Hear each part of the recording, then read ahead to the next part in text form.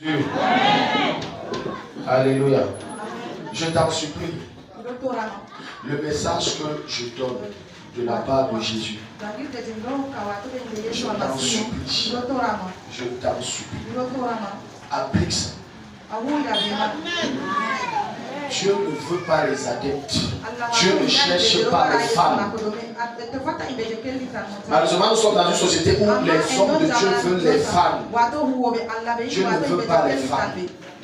Dieu veut les disciples. Dieu veut les disciples. Arrête d'être un fanatique de Jésus. Oh, j'aime Jésus, Seigneur, je t'aime. Mais la moindre des choses qu'il demande, c'est mettre en pratique sa parole et ça te dépasse. Certains d'entre vous, vous croyez que je ne connais pas vos vies secrètes. Je connais, mais j'ai mal et je pleure. Mon âme sait. Mon esprit est en larmes. Quand je vois les cœurs aussi obscurs, ténébreux, noirs, et je me demande, comme j'ai demandé, je pense la semaine passée à Dieu, mais j'enseigne même quoi ici? J'enseigne quoi? Voilà pourquoi tu as de la peine quand on va dire qui parmi vous, si la trompette sonne aujourd'hui ou s'il meurt, ira au ciel. Très peu vont lever le doigt parce que tu connais ta vie. Tu sais que tu n'es pas sérieux. Sois sérieux. Premièrement, quand tu veux que Dieu t'exauce, tu dois prier avec foi. Matthieu chapitre 21, le verset 22. Tu dois prier avec foi. Une prière sans foi est une prière sèche. Une prière sans foi est une prière sans vie. La seule chose qui donne de la valeur à ta prière, c'est ta foi. Tout le monde prie, mais tout le monde n'a pas le même résultat. Pour la simple raison que nous ne prions pas tous de la même façon. Il n'y a pas une chose que Dieu désire que tu fasses comme que tu injectes ta foi quand tu pries. Si je demande à plusieurs, ça fait combien d'années que tu pries pour avoir le travail? Ça fait combien d'années que tu pries pour avoir l'examen? Ça fait combien d'années que tu pries pour le mariage? Ça fait combien d'années que tu pries pour ci ou ça? Tu vas voir, ils vont te dire que ça fait 10 ans, ça fait 15 ans, ça fait 2 ans, ça fait 2 mois, ça fait 1 mois. Mais pourquoi tu n'es pas exaucé? Une seule raison, il n'y a pas la foi. Quand tu parles, tu ne crois même pas. Parce que tu te dis, j'ai trop prié, je ne suis pas sûr. La chose qui facilement va disqualifier plusieurs et disqualifier plusieurs quand tu pries, ils n'ont pas la foi. Non, ils n'ont pas la foi. Ils n'ont pas la foi. Lorsque tu entres dans la présence de Dieu et que tu entres avec la foi, l'odeur que tu dégages est une odeur agréable à Dieu. Et cette odeur fait en sorte que à peine tu entres, à peine Dieu t'exauce avant que tu ne parles. Donc lorsque Dieu va dire par l'ange Gabriel à Daniel que le jour où tu as eu à cœur de jeûner, je t'avais déjà exaucé. Non, ce n'est pas parce qu'il voulait jeûner ou prier, c'est parce que tu as vu en lui qu'il était tellement convaincu que le moindre cri qu'il élèverait à Dieu. Dieu devait entendre. Dieu devait écouter. Dieu devait l'exaucer. Ton exaucement ne dépend pas de deux choses. Ça dépend de ta foi. Est-ce que tu crois que Dieu peut faire? Est-ce que tu crois que Dieu peut faire? Est-ce que tu crois que Dieu peut agir? Même dans les cas les plus extrêmes et les plus compliqués, les cas les plus désespérés, est-ce que tu crois que la main de Dieu peut intervenir en ta faveur? Vous savez, on ne parle pas de prière de foi. Quand on peut, quand tu peux, ce n'est plus la foi. La foi, c'est quand tu ne peux pas. Quand ça te dépasse. Quand c'est au-delà de tes moyens. Quand tu as utilisé toutes tes relations. Tu as utilisé tout ton argent. Tu as utilisé toutes tes cartes. Et que rien n'a donné. Maintenant, on parle de foi. Parce que Dieu n'interviendra jamais quand tu peux. Dieu interviendra quand tu ne peux pas. Voilà pourquoi je vais te dire le mystère. Le Seigneur agit dans la vie des gens qui reconnaissent que Seigneur, je suis perdu sans toi. Là maintenant tu viens me dire Dieu vient. Dieu va venir. Quand tu pries, Ce n'est même pas la manière de prier qui compte. Et c'est encore moins le gros français de prier. Les gens pensaient que c'est à force de sortir les gros français à Dieu. La grossologie des mots. Seigneur, tu sais, quand on parle de la grossolo, parce que j'ai présenté tout ça là, ça ne sert à rien. Maintenant tu vas voir l'autre, lui n'a pas fait tout ton gros école, il n'a pas de gros diplômes. Et j'ai remarqué, c'est les gens que Dieu exauce facilement, c'est les gens qui ont moins fréquenté. J'ai dit facilement, ils n'ont pas beaucoup fréquenté. Parce que ceux qui ont fréquenté croient que c'est le gros français. Oui, quand tu prends la quintessence de l'essence de la quintessence, Seigneur, tu vois un peu. Donc maintenant, quand tu prends l'ascendance, toute essence là, Dieu ne veut pas ça. Et un autre va venir devant Dieu, va dire, Seigneur, c'était là pardon, c'était là pardon, c'était là offri, c'était là offri. Et c'est avant qu'il ait prié, il y a exaucement. C'est fini. Il y a exaucement. Non, je t'ai dit que c'est fini. Il y a exaucement. Louis Clairvoy était plombier. Un puissant homme de Dieu que Dieu a utilisé au 19e siècle. Puissant homme de Dieu. Il n'a aucun diplôme. Ce monsieur, quand il parlait son anglais, il y avait près de 1000 fautes sur ça. Mais quand il dit, ma Seigneur, c'était la supplie, exaucement prière. Le mot se lève, il marche. Dieu veut un cœur simple. Les gens ne l'ont pas compris. Quand tu es dans sa présence, Dieu veut un cœur simple. Et il veut des mots simples. Il veut des personnes qui croient comme des enfants. Oh, pardon, quelqu'un nous ouvre la Bible. Avant qu'on aille à Matthieu 21, revenons à... En réalité, les cœurs que Dieu cherche, c'est les cœurs des gens qui sont comme des petits. Alléluia. Amen. Non, Dieu ne cherche pas les gens qui ont le cœur des adultes. Les cœurs des pères ou des mères, non. Dieu cherche les gens qui ont le cœur des petits. Il n'a même pas dit enfants, mais il a dit des petits. Amstel. Viens. Regardez, tournez-vous, regardez. Amstel, viens. Regardez comment il a bondi. Regardez comment il a bondi. Amen. Amen. Maintenant, si je dis un adulte, les tendances et les manières et les tactiques, c'est comme s'il est un roi. Il s'arrange. Mais tu as vu l'enfant, c'est Amstel, il cherche. C'est qui? C'est comme ça que Dieu te veut.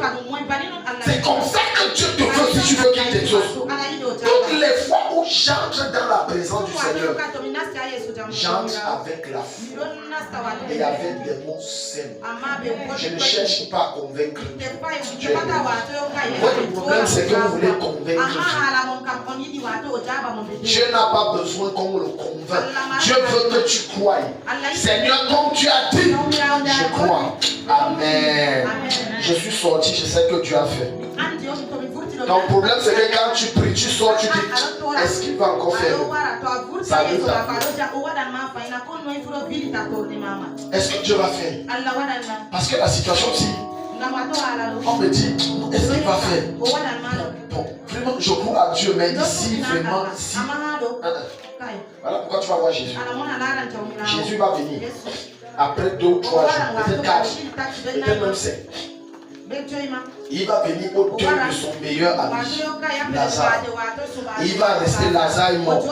Et Marthe, qui est une femme charnelle, elle n'est pas comme Marie qui est spirituelle et connaît qu'il y a les heures pour rencontrer le Seigneur, il y a les heures pour travailler. Mais il va rencontrer Marthe qui est charnelle et qui examine et évalue les choses selon la chair et dont la foi n'existe quasiment pas.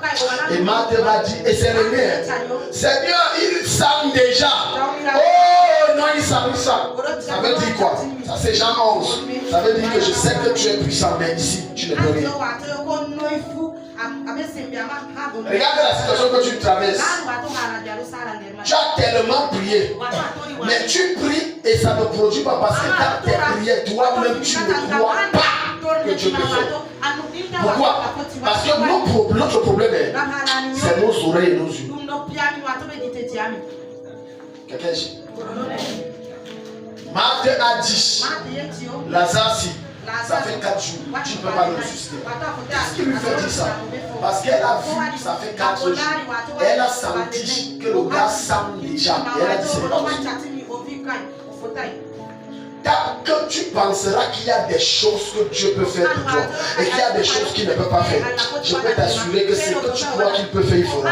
Mais ce que tu crois qu'il ne peut pas faire, il ne fera pas. Dieu ne fait pas par compassion, Dieu fait par la foi. Quelle est la chose dans ta vie? Tu as prié, rien. Moi je ne sais pas si mon problème, ce n'est pas ton problème. Ce matin, produis la foi. Je te promets que Dieu va produire l'exaucement. Produis la foi, Dieu va enfanter l'exaucement. Produis la foi, Dieu va apporter la solution. Quelqu'un dit un amen vivant. Allons maintenant dans Matthieu chapitre 18, le verset 3. J'aime trop le verset ci. Dis à ton voisin, sois un petit enfant. Dis, sois comme un petit enfant.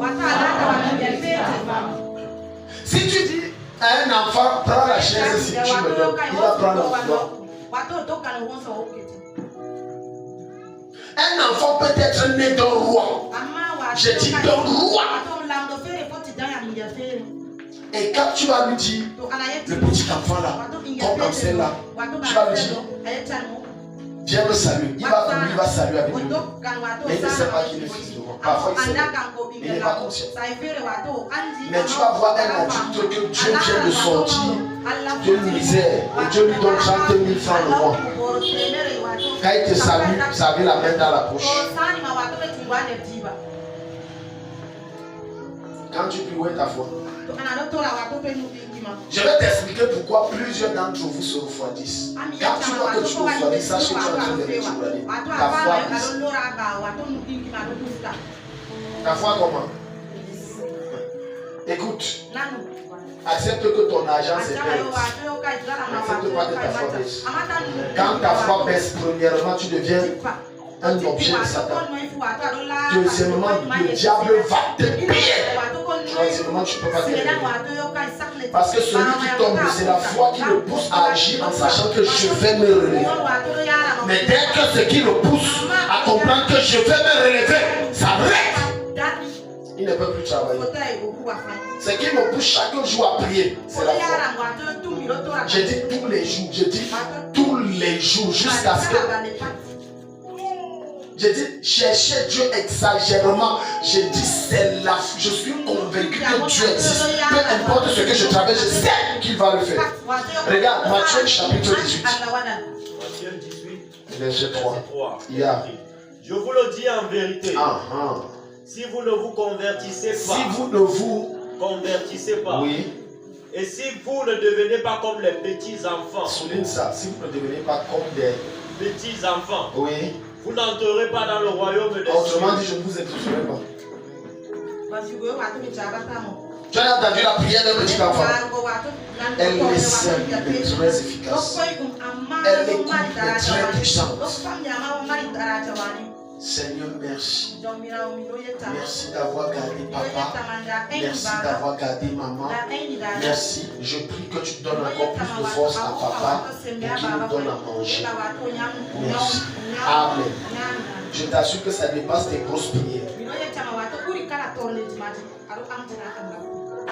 Parce qu'il est sincère dans ce qu'il dit à Dieu. Et il est convaincu de ce qu'il dit à Dieu. Matthieu 21, verset 22. Il est sincère. Où est ta foi? Quand tu pries seulement. Prions, Seigneur, regarde. Si tu veux savoir que la foi de quelqu'un a baissé ou éteinte, regarde comment il prie quand on donne des sujets de prière. Il est plus serré. Ce n'est pas la fatigue. Il est fatigué dans sa tête. Il ne croit plus. Il croit un peu. Ce n'est pas le même zèle. Ce qui produit le zèle en quelqu'un, c'est la foi qu'il a. Souviens-toi quand tu devais donner ta vie à Jésus. Regarde le zèle. Tous les jours à l'église. Le matin que je suis à l'église, juste on a dit que mais, tu es venu prêtre ou pasteur. C'est quoi? Tous les jours l'église, le zèle, c'était le feu de la foi qui brûlait dans ton cœur. Mais regarde-toi aujourd'hui, après 10 ans, après 15 ans, après 20 ans, tu es où? Non, ça c'est les choses des enfants maintenant. Donc j'ai dépassé. Tu ne vas pas dépasser. Tu as rétrouvé. Alléluia. Tu as. Je suis souvent choqué de voir les vieilles mamans de cette église être plus. On va même dire ça comment? Plus dynamique, zélé que les jeunes. Et je me pose une question. Est-ce que les jeunes même là ont cru? Tu vas voir une maman tous les jours que Jésus a créé à l'église. Tu vas voir un jeune qui a la vigueur, il a toutes les raisons de ne pas venir à l'église. Et il trouve toutes les raisons de ne pas prier. Je ne prie pas parce que je ne suis pas du beurre. C'est parce que le bon démon ne t'a pas touché. Quand le bon démon te touche, on ne te dit pas de prier. Et on ne te dit pas d'avoir la foi. Tu as la foi naturellement et tu pries avec puissance. Je te dis la vérité. Quand le bon démon ne t'a pas paralysé, tu ne peux pas comprendre. Tu ne peux pas comprendre. Tu ne peux pas comprendre. Non, je dis, je pas à l'église. Donc, je n'ai pas d'humeur et bon. J'ai 2-1. C'est 2-1. Non, 2-0. 2-0 le foot. Donc, toi, tu crois que moi je viens à l'église parce que. C'est parce que j'aime trop Dieu. C'est parce que je suis tellement passionné du Seigneur. Matthieu 22, verset 22. Tu vas te rendre compte que la deuxième fois qui montre que tu n'as pas la foi, c'est que ce qui te motive à venir à l'église, c'est quand tu as les problèmes. D'autres viennent à l'église, ils sont vides de foi. Mais ils viennent parce qu'il a peur que si je me déconnecte, ma situation peut s'empirer. Donc, bête à je viens, je suis quand même froid et vite. Allons-y. Matthieu 21 et verset 22. Tout ce que vous demanderez avec foi par la prière. Tout ce que vous ferez quoi? Vous demanderez avec foi. Non, il a dit tout ce que vous demanderez par la prière. Avec foi. Non, tout ce que vous demanderez par la prière. Pourquoi il ajoute avec foi? La prière sans la foi ne sert à rien. Si tu ne crois pas que Dieu peut faire, ne prie pas. Si tu n'as pas la conviction que Dieu peut agir, ne prie pas. La prière, c'est pour les gens qui ont la foi. La prière, c'est pour les gens qui veulent voir Dieu faire bouger les choses dans leur vie. La prière, c'est pour les gens qui sont convaincus que tant que Jésus est sur le trône, tout n'est pas fini. Tout ne fait que commencer. Je prie pour quelqu'un qui est en train de m'écouter ce matin. Quel que soit le niveau dont ta foi a baissé, je pulse la force de Dieu. J'injecte la force de Dieu. Au nom de Jésus, que ta foi revienne à la vie. Tout ce que vous demanderez à Dieu avec foi, par la prière, cela vous sera donné. Simple. Ne faut croire que Dieu est tellement protocolaire. Non, Dieu n'est pas protocolaire. Simple. Par la simple. De fois les gens viennent, papa, je t'en supplie. Alors qu'il veut simplement que tu te pères. Souviens-toi de moi, mon Père. J'ai besoin d'un. Ce que tu trouves bon pour moi. Amen. Maintenant, quand il sort, lundi croit qu'il ne voit rien. Mais maintenant, Dieu fait ce qu'on appelle l'épreuve de ta foi après la prière. Parce que dans notre groupe, que Dieu ne prouve pas. Non. Quand tu pries un temps d'épreuve de ta foi, est-ce qu'il est convaincu? Est-ce qu'il est sûr? Est-ce qu'il veut toujours ce qu'il veut? Est-ce qu'il est convaincu que moi, le Père, à qui il a adressé cette prière, je vais le faire? Un jour passe. Une semaine passe, un mois passe, tu es dans le même sujet de prière. Seigneur, donne, je suis convaincu. Tu as dit tout ce qu'on demande par la foi. Seigneur, j'ai la foi. Un an passe. Maintenant, toutes tes prières, c'était des amas de bénédictions que tu amassais sur le ciel. Quand ça se déverse sur toi, malgré ton diplôme, que tu l'aies ou que tu ne l'aies pas, Dieu te positionne et te donne ce que d'autres ont eu en 10 ans. Il te donne en moins d'un an. Je parle à quelqu'un ici qui est dans l'écouter. Tes prières ne sont pas perdues. Ce que tu as demandé à Dieu, tu reçois l'exaucement. Au nom de Jésus. Amen. Au nom de Jésus. Relis-nous ça. Matthieu 21 et le verset 22. Il y a tout ce que vous demanderez avec foi par la prière, par la prière, vous le recevrez. Vous le recevrez.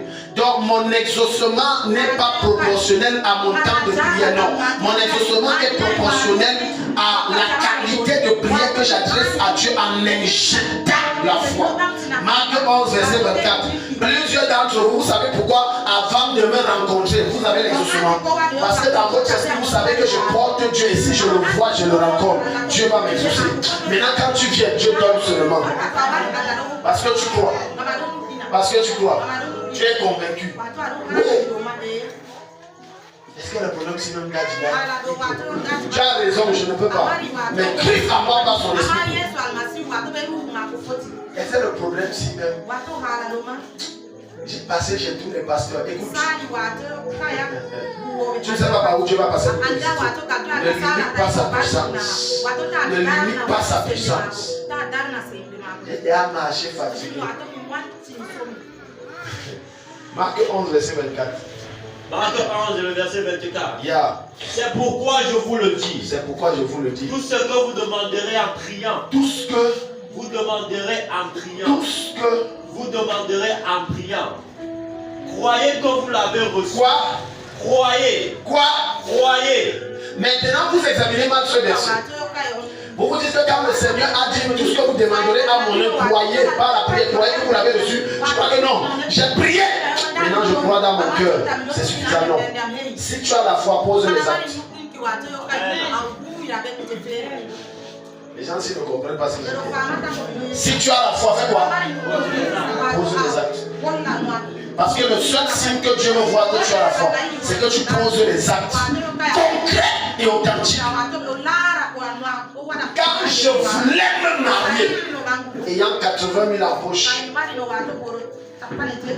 Dieu n'a pas attendu, m'a exaucé, non pas parce que j'ai dit j'ai 80 000. Je suis allé voir l'église de ma femme. J'ai dit, on m'a insulté, on m'a insulté, c'est 80 000 plus ma foi. C'est fini.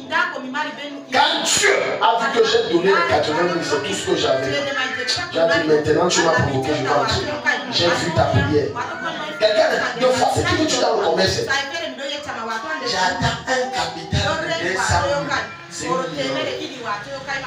si tu tirais grave, tu as 10 000. Commence. Les gens ne savent pas compris. Je dis tu as 10 000, fais quoi? Commence. Les 10 000 que tu vas commencer, c'est quand tu vas poser, tu vas multiplier. Le pouvoir de ton exaucement est en toi. C'est dans ton âme. C'est pas la foi.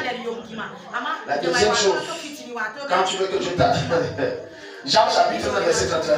Quand tu veux que je t'exauce, mène une vie qui est agréable à Jésus. Je répète, mène une vie que Dieu aime, que Dieu passionne.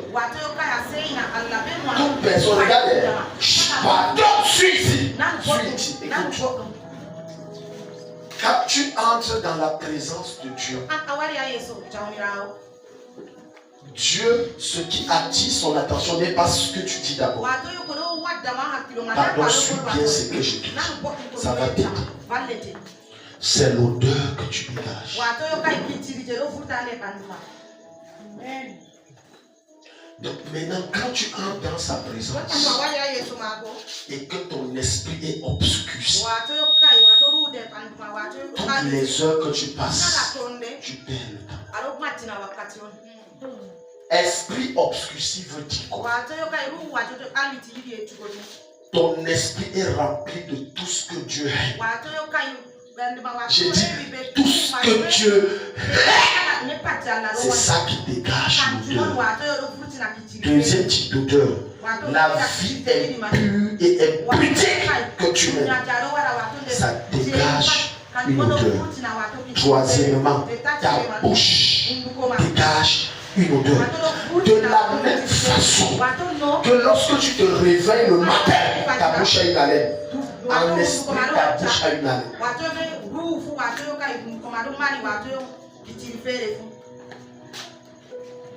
Vous avez déjà causé avec quelqu'un qui vient de se réveiller le matin? Surtout les gens qui ont des fortes haleines. Des fois, tu es obligé de faire comme ça. Mais maintenant, quand dans ta bouche, ce n'est que tu fais de mensonges sur mensonges, de tueries, d'arnaques et de toutes ces choses. Quand tu dis Seigneur, je fais comme ça. C'est fini, ta prière. C'est ici. De la même façon, quand tu entres avec un cœur rempli d'orgueil, de mauvaises pensées, de ceci, de cela, pardon, quand tu es dans cette condition de prière, tu perds ton temps. Dieu parle à quelqu'un. Il y a des gens qui activent la colère de Dieu quand ils sont dans sa présence. Au lieu que Dieu les bénisse, ils sortent de là avec la colère de Dieu. Parce que quand Dieu sonde leur âme, parce que pour la petite histoire, quand tu es dans sa présence pour prier, Dieu n'exauce pas ta bouche, Dieu exauce ton esprit. Ça veut dire qu'il sonde d'abord comment ton esprit est. Et quand Dieu voit ton esprit, je peux te donner une révélation. Quand nous nous présentons dans sa présence, peu importe le type d'habit somptueux que tu as mis, Dieu ne nous regarde pas par rapport aux vêtements, il y a la chair, et les mascaras, et les maquillages, et les tout ça. Dieu regarde par rapport à la qualité de ton esprit. Voilà pourquoi Dieu peut te révéler et te dire quelle personne est belle. Et tu vas dire, Seigneur, belle comment? Je ne vais me parler même pas trop belle. Ah, tu n'as pas compris. Il parle de la beauté de son âme. Son âme est pure. Son cœur est vrai. Il n'y a pas d'impureté en lui. Il a tout ce qui attire Dieu. Il a toutes les choses auxquelles le cœur de Dieu prend plaisir. Et il dit, ton âme me plaît. Mais ton âme est remplie d'amertume. Je vais vous dire une vérité. Plusieurs d'entre vous, les messages que vous avez reçus dans ce ministère seront des jugements dangereux contre vous quand vous allez mourir. Je dois vous dire ça. Si vous ne changez pas, ça sera un jugement. Parce que ce jour, Dieu fera projeter ça. Il dit, je t'ai parlé de toutes les manières. Tu as dit, je ne changerai pas. Donc ton châtiment en enfer, parce qu'en enfer, c'est pas compartiment. Ah. Non, non, non. C'est pas niveau. La souffrance, ce n'est pas les mêmes. Celui qui n'a pas connu Jésus et est mort sans Jésus va moins souffrir que celui qui a connu Jésus. Il a refusé de changer.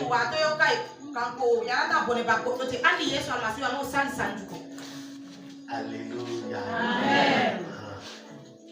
Donc quand tu viens, tu es dans sa présence et tu as en toi ce qu'il est. Lis-nous ça, Jean 9, chapitre. Dieu ferme ses oreilles. Je t'explique pourquoi il y a les démons qu'on chassera, ils reviendront fois 10. On chassera, ils reviendront fois 20. On chassera, ils reviendront fois 1000. Si je peux prier pour toi jusqu'à Dieu entame ma foi, ce n'est pas parce que je prie beaucoup. Non, je vais te montrer ça dans Jean 9. C'est surtout parce que je veille sur mon cœur, sur la sanctification, sur ma vie de consécration, malgré tous les défis que j'ai. Et que Satan propose des choses à mon esprit. Je dis au diable, je ne peux pas décevoir mon maître. Ma plus grande crainte, c'est de décevoir Jésus. Père, non. C'est pour ça que tous les jours, je bagarre pour mon salut. Lis-nous ça. Jean 9, verset 21. Jean 9, verset 21. Yeah. Nous savons que Dieu n'exauce pas les pécheurs. Nous savons que Dieu. Reprends. Nous savons que Dieu n'exauce pas les pécheurs. Non, reprends encore. Nous savons que Dieu n'exauce pas les pécheurs. Une troisième fois. Nous savons que Dieu n'exauce pas les pécheurs. Oui. Mais qu'en revanche, si quelqu'un l'honore, comment toi tu peux honorer Dieu si ce n'est de marcher comme il est et comme il veut?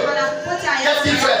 Il fait sa volonté. Quelle est sa volonté? C'est que nous lui ressemblons dans nos actes, nos pensées, notre regard, notre langage, dans tout notre être, que nous soyons irréprochables. Et qu'est-ce qu'il fait quand tu l'honores? Il l'exauce. Il l'exauce. Maintenant, tu connais ce qui te bloque. Des fois, il y a des démons que tu chasses, ne les chasse pas. Il y a des gens sur lesquels je ne prie pas. Non, ce n'est pas un démon. Quelqu'un, tu vois, elle entre dans les coucheries en besoin qui c'est l'esprit de ma. Ce n'est pas l'esprit de ta mère. N'accuse pas ta mère.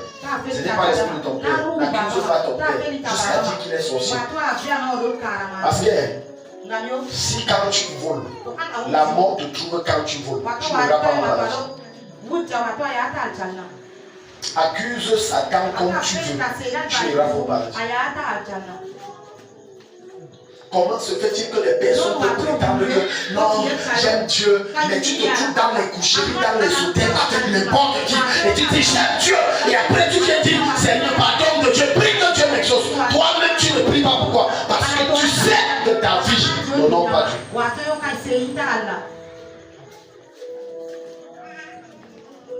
Il y a des exaucements que quand Dieu te donne, c'est pour te tuer. Je répète ce que j'ai dit, peut-être les gens n'ont pas compris. Je dis il y a des exaucements que quand Dieu te donne, c'est pour t'achever. Je dis quand dans le cas où tu es un pécheur, tu mens comme tu respires. Et après tu dis Seigneur, je t'aime. Tu vois l'odeur que tu dégages quand tu dis je t'aime. Même les anges disent quand ils voient là, ça c'est quoi comme ça? C'est les caca. Oui. Dans le règne de l'esprit, le péché est représenté par les esprits. Oui, chaque fois que tu pêches, c'est comme les caca, on a pris, on a mis. Et quand tu marches, ça sent. Maintenant, cette odeur de péché que tu transportes, ça attire les démons. On va aller. Le genre d'esprit qui est derrière toi, c'est toi qui les appelles. Pas tous. Le genre d'esprit qui est derrière toi est proportionnel au genre de péché que tu laisses habiter. Quand tu laisses la sainteté de Dieu en Jésus-Christ habiter à toi, aucun démon ne va te chercher. Il faut fuir. Ce n'est que le Saint-Esprit qui va dire je prends plaisir en toi. Amen. Oui. Ta bouche dans les commérages. Est-ce que tu sais que tout ton regard, pardon, entrons un peu pendant 1 minute sur. Je vais te détailler ce petit verset. Quand la Bible va te dire dans 1 Corinthiens 9 que ne savez pas que votre corps est le temple du Saint-Esprit et que Dieu habite en vous par son esprit. Suis. Ça veut dire ta bouche, c'est pour Dieu. Autrement dit, de ma bouche me sort que ce que Dieu aime. Mes yeux, c'est pour Dieu. Autrement dit, je ne regarde que ce que Dieu aime. Entre la pornographie, je ne regarde pas. Regardez les fesses des femmes qui parlent, je ne tire mon regard. Ça veut dire ton cœur, c'est pour Dieu. Donc dans mon cœur, je n'accepte pas que des choses que Dieu hait et que je sais qu'il hait. Et le seul esprit m'a déjà interpellé sur sa fatigue. J'abandonne. Paul va dire quelque chose d'étrange. Dans 1 Corinthiens chapitre 9, verset 26, il va dire mais je tiens mon corps et je le tiens assujetti afin de ne pas moi-même être rejeté après avoir prêché. Donc fais attention que tu es à l'église, tu sais Dieu dans l'église. Et le jour où tu viens faire des grands obsèques et après, on ne te trouve pas aussi. Tu veux que Dieu t'exauce. Débarrasse-toi de ce que Dieu veut. Dis à ton voisin, tu veux que Dieu t'exauce. Débarrasse-toi de ce que Dieu est qui habite en toi. Alléluia. Chaque chapitre 3, le verset 13. Alléluia. Débarrasse-toi. Les gens voient qu'il faut louer Dieu. Ce que je t'enseigne, c'est la base. Ce que je t'enseigne, c'est la base. Ce que je t'enseigne, tu ne peux pas vivre dans la fornication et tu veux que Dieu t'exauce. Non. Soyons sérieux. La fornication appartient à Satan. Le mensonge appartient à Satan. L'amertume appartient à Satan. L'orgueil appartient à Satan.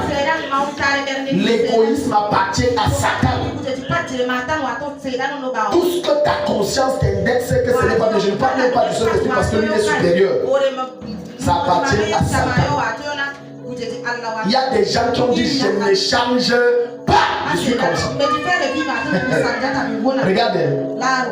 Quand Quand tu viens à Jésus après ton salut, il y a deux choses que le Saint-Esprit. Pourquoi tu changes? Laisse ça comme ça. La deuxième chose que le Saint-Esprit veut faire, c'est te changer. Que tu laisses tes vieilles habitudes. Ce n'est pas que tu viens à Jésus, tu dis moi je suis comme ça. Tu ne dois pas dire moi je suis comme ça. Tu dois dire moi je dois refléter Christ. Alléluia.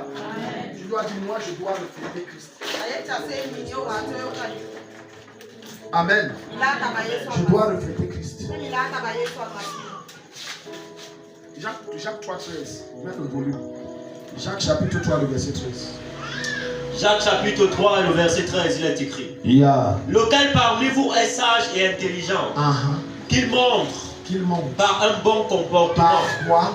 Un bon comportement. Oui. Ses œuvres empreintes de douceur et de sagesse. Et de sagesse. Luc 6, 46 à 49. Et on va prier. Donc celui qui pense qu'il est sage, qu'il commence à faire comme Dieu aime. Parce que la sagesse de Dieu consiste à faire comme Dieu aime. Ça, c'est la sagesse de Dieu. Mais la sagesse des hommes, qui est une folie pour Dieu, consiste à faire comme tu veux et à vivre tes folies dans les choses de putréfaction. Il y a plusieurs qui disent je veux me marier, mais sont impudiques. Dieu ne peut pas te donner un mari alors que tu as de la peine à préserver ton sexe jusqu'au mariage. Tu vas rester célibataire.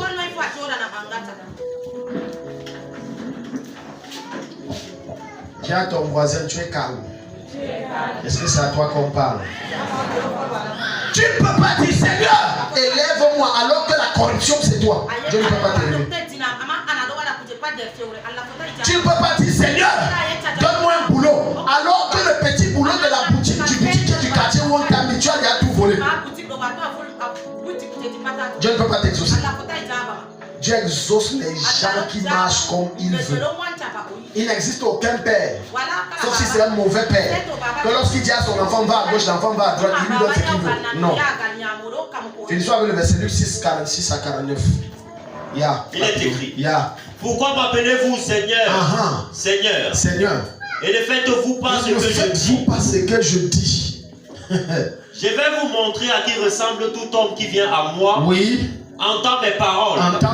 Il les met en pratique. Il ressemble à un homme qui pour construire une maison, a creusé profondément et a posé les fondations sur le rocher.